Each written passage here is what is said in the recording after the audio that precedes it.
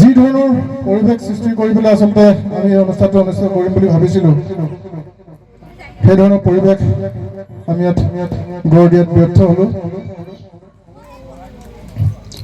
অসম জাতীয় যুৱ ছাত্ৰ পৰিষদৰ আঞ্চলিক কমিটিৰ বিষয়ববীয়াসকলে সভাপতি সম্পাদকে আমাক যি ধৰণে কথা দিছিলে, সেইধৰণে আজি এই নাৰী দিৱসটো উদযাপন কৰাত তেখেতলোকে সেই পৰিৱেশ প্ৰায় ৱাৰ্ডবিলাকত পঞ্চায়তটো আছে, পঞ্চায়তে শক্তিশালী ৰূপত আপোনালোকে গঢ় দিব, তালৈ মই আপোনালোকক অনুৰোধ থাকিল। আৰু বেছি বহলাই নকৰোঁ, মই নিমন্ত্ৰিত অতিথিকে সোধ প্ৰশ্ন কৰে। আৰু দেখিবলৈ পাইছোঁ বহুত দিনৰ পিছলৈকে ৰাস্তাটো বনোৱাৰ পিছত মাটিৰ মালিকবিলাকে কম্পেনচেশ্যনটো পোৱাই নাই। এনেবিলাক কাৰণে মাত মাতোঁ, কিন্তু আজি মই ক'বলৈ বিচাৰিছোঁ যে যিখিনি কৈ আহিছে ওপৰত বক্তা আমাৰ ছাৰে কৈ গ'ল, ভূমিকা দাস মিশ্ৰ কৈছে, গতিকে লৈ আমাৰ আন্তঃৰাষ্ট্ৰীয় নাৰী দিৱসটো মানুহ ব্যস্ত, কাম নহ'লে মানুহ আজি থাকিব নোৱাৰে, কাম কৰিবই লাগিব, নিশ্চয় পাৰিব লাগিব। সেইকাৰণে অহা বছৰটোৰ কাৰণে আমি আগতীয়াকৈ কিমান দাম সেই একেদৰে আপুনি চৰকাৰক দিব লাগিব, নহ'লে আপুনি অধিকাৰ নাপায়, মাজতে মানুহটো নাপায়।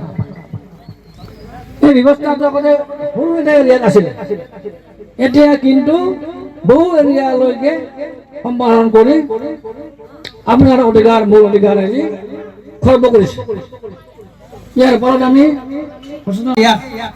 এই ধৰণৰ চিলাবতাৰ বাকী পোৱা নাই, তাৰ কাৰণে আমি মহিলা পৰিষদক ওলাই আহিবলৈ আমি আহ্বান জনাইছোঁ। যুৱ ছাত্ৰ পৰিষদৰ ভগ্নী সংগঠন জাতীয় মহিলা পৰিষদ ধেমাজি জিলা সমিতিৰ দ্বাৰা আমাৰ চিলাপথাৰ চুকাফা সমন্বয় ক্ষেত্ৰ গান্ধীনগৰত গোটেই ধেমাজি জিলাৰ ভিত্তিত আমি আন্তঃৰাষ্ট্ৰীয় নাৰী দিৱসটি উদযাপন কৰিছোঁ। আৰু ইয়াৰ ভিতৰত নাৰী সবলীকৰণৰ ওপৰত আৰু আমাৰ নাৰী বিভিন্ন ক্ষেত্ৰত লাঞ্ছিত বঞ্চিত হৈ আছে সেই বিষয়েও দুআষাৰ আলোচনা, লগতে বিভিন্ন নাৰীসকলৰ যাৰ যি ক্ষমতা, যোনে যি কৰি ভাল পায় সেইখিনি কৰাৰো সুযোগ এটা আমাৰ এই মঞ্চখনৰ জৰিয়তে আমি দিবৰ যত্ন কৰিছোঁ। আৰু বিগত দিনত যিখিনি হৈ গৈছে নাৰীৰ ওপৰত অত্যাচাৰ, 1908 চনত নিউয়ৰ্ক চহৰত যিটো আমাৰ নাৰীৰ কম দৰমহাৰ বাবে বা নিজৰ এইখিনি কাটি দিব দেই, কম দৰমহা আৰু ভোটাধিকাৰৰ সাব্যস্তৰ বাবে যিটো আমাৰ নাৰীসকলে এক প্ৰতিবাদী কাৰ্যসূচী কৰাৰ ফলস্বৰূপে আজি আমি 8 মাৰ্চ দিনটো আন্তঃৰাষ্ট্ৰীয় নাৰী দিৱস হিচাপে উদযাপন কৰি আহি আছোঁ আমি ইমান বছৰে। আৰু সেয়ে মই আজি এই মঞ্চখনৰ পৰা সমগ্ৰ নাৰী সমাজক অনুৰোধ জনাব বিচাৰিছোঁ, আহ্বান জনাব বিচাৰিছোঁ, যাতে আমি গোটেই বছৰটো আমি নিজৰ কাম নিয়াৰিকৈ কৰি নিজক ব্যস্ত ৰাখোঁ, যাতে আজিৰ দিনটোত আমি যিটো আমি কৰি ভাল পাওঁ নিজক অকণমান সময় আমি দিওঁ। আৰু এই মঞ্চখনৰ ফালৰ পৰা এইটোও অনুৰোধ জনাব বিচাৰিছোঁ যাতে নিজক যিকোনো ক্ষেত্ৰত ব্যস্ত ৰাখে আৰু যিকোনো কৰ্মদক্ষতা, যাৰ যি কৰ্মদক্ষতা আছে সেইখিনি কৰিবৰ বাবে যত্ন কৰে, আনৰ ওপৰত যাতে নিৰ্ভৰশীল হৈ আমাৰ নাৰীসকল নাথাকে। কাৰণ আমি যিকোনো ক্ষেত্ৰত দেখিব পাইছোঁ যে বহুত ক্ষেত্ৰত নাৰীসকলে এনেকুৱা ধৰণত থাকে যে আমাক আমুকে কামখিনি কৰি দিব বা তেখেতে কৰি দিব বা আমুকে কৰি দিব, এনেকুৱা ধৰণৰ মানসিকতাটো নাৰাখি আমাৰ মহিলা আজি ইমানখিনি অগ্ৰগতি আগবাঢ়ি গৈছে যে বিভিন্ন ক্ষেত্ৰত, আজি যুদ্ধৰ ক্ষেত্ৰতে চাওক নে আপুনি আমাৰ যিকোনো ক্ষেত্ৰত মহিলাসকল আনকি আমাৰ ৰাষ্ট্ৰপতিগৰাকী দ্ৰৌপদী মুৰ্মু আমাৰ এগৰাকী মহিলা। গতিকে এইখিনিকে আমি আদৰ্শ হিচাপে লৈ যাতে আমাৰ অনাগত দিনত সকলো মহিলা ইয়াতকৈ আৰু বেছি আগবাঢ়ি যায়, আমাৰ মহিলা সমাজখন আৰু অগ্ৰগতিৰ দিশে আগবঢ়াই লৈ যায়, তাকে মই এই মঞ্চখনৰ পৰা অনুৰোধ জনাইছোঁ। আচলতে মহিলাসকল আজি বিভিন্ন ক্ষেত্ৰত আগবাঢ়ি গৈছে, আপোনালোকে ভাবেনে আপোনালোকে আজিও অৱহেলিত বা সুখিত বুলি ভাবেনে? হয়, আজিও মহিলাসকল কিছু দিশতহে আগবাঢ়ি গৈছে, কিছু দিশত আজিও অৱহেলিত, শোষিত। কাৰণ বিভিন্ন সময়ত আমি দেখি আহিছোঁ মহিলাৰ ওপৰত বিভিন্ন ধৰণৰ, জোনমণি ৰাভা এগৰাকী মৃত্যু নিচিনা এনেকুৱা দক্ষতাপূৰ্ণ আৰক্ষী বিষয়া এগৰাকীক এনেকুৱা ধৰণৰ মৃত্যুবৰণ কৰিলে আজি ইমানটা বছৰ হৈ গ'ল, কোনো ধৰণৰ ব্যৱস্থা বা কোনো ধৰণৰ দৃষ্টান্তমূলক শাস্তি সেই দোষীক নিদিলে। কাৰণটো কিয়? আৰু জুবিন গাৰ্গৰ নিচিনা হত্যা এটাক মাৰি পেলোৱা হ'ল। সেই ক্ষেত্ৰততো ফাষ্ট ট্ৰেক আদালতৰ দ্বাৰা কিয় ইমান দিন লাগিছে তেখেতৰ ন্যায়ৰ বাবে, কিয় আমি যুঁজিবলগীয়া হৈ গৈছে?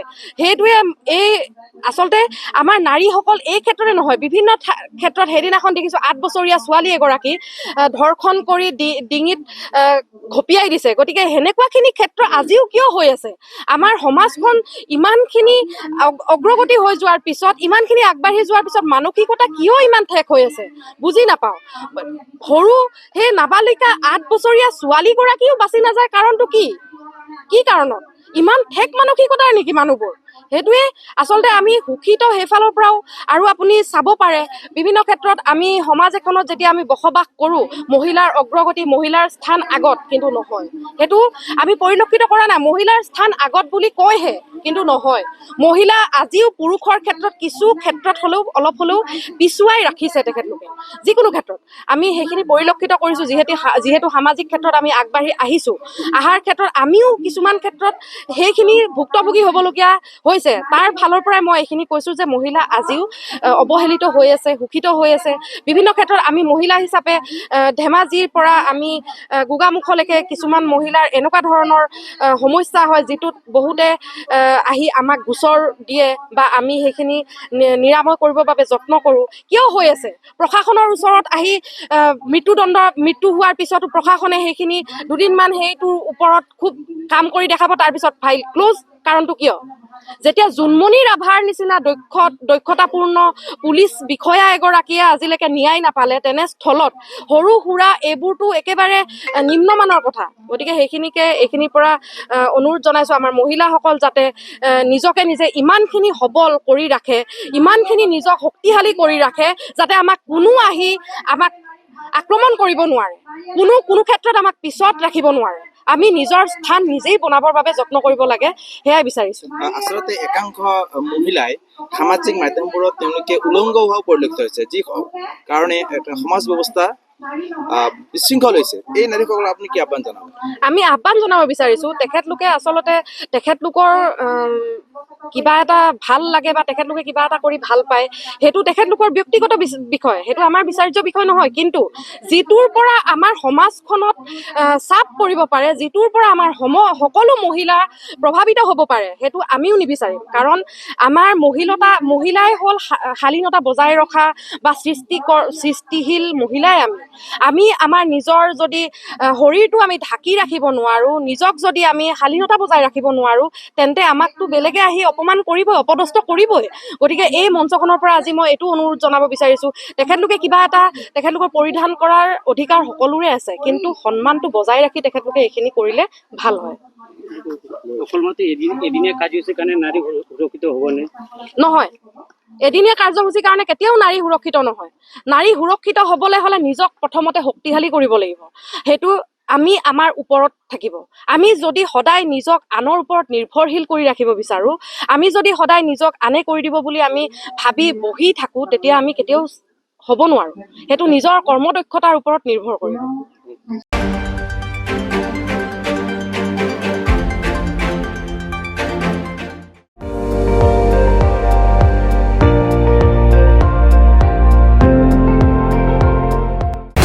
আপুনি চাই আছে ND24, সৰ্বশ্ৰেষ্ঠ নহয় সৰ্বোত্তমৰ দৌৰত।